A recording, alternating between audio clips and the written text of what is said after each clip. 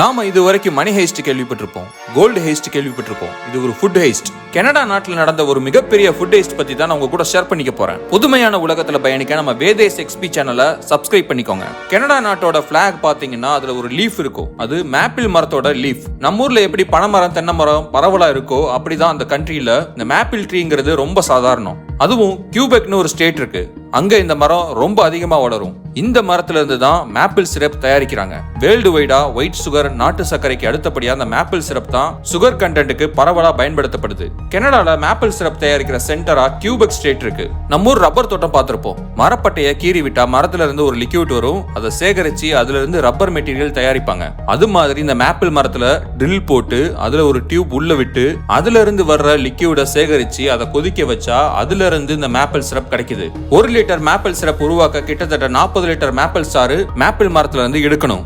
அவ்வளவுதானே, சாறு எடுத்து கொதிக்க வச்சு மேப்பிள் சிரப் தயாரிக்க வேண்டியதுதான் அப்படின்னு நம்ம நினைச்சா இன்னும் ஒரு முக்கியமான விஷயத்த தெரிஞ்சுக்கணும். நம்ம ரப்பர் மரம் மாதிரி வருடத்துல 365 நாளும் லிக்யூட் கொடுக்கற மாதிரி எல்லாம் இந்த மரம் மேப்பிள் சிரப் கொடுக்காது. குளிர்காலம் முடிஞ்சு வசந்த காலம் ஆரம்பிக்கிறப்ப அந்த மார்ச் டு ஏப்ரல் மாசம் மட்டும் தான் இந்த மரம் மேப்பிள் லிக்யூட கொடுக்கும். அந்த நேரத்துல விவசாயிகள் கடுமையா உழைச்சி சேகரிச்சு அதை கொதிக்க வச்சு மேப்பிள் சிரப்பை ரெடி பண்ணி வச்சுப்பாங்க.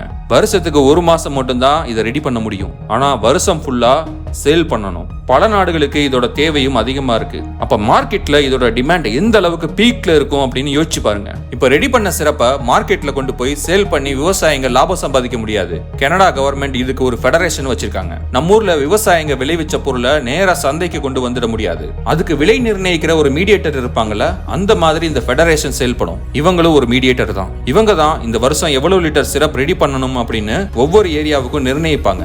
அதுக்கு மேல ரெடி பண்ணா வாங்க மாட்டாங்க. எக்ஸ்ட்ராவா ரெடி பண்ணதை இவங்களை தாண்டி கொண்டு போய் விற்கவும் முடியாது. ஃபெடரேஷன் கலெக்ட் பண்ண சிரப்பை ஒரு பெரிய வேர் ஹவுஸ்ல ஸ்டோர் பண்ணி வச்சுப்பாங்க. ஃபர்ஸ்ட் யாரெல்லாம் ஆர்டர் பண்ணி வச்சாங்களோ அவங்களுக்கு எல்லாம் வித்துட்டு அடுத்து கொஞ்சம் கொஞ்சமா ரிலீஸ் பண்ணுவாங்க.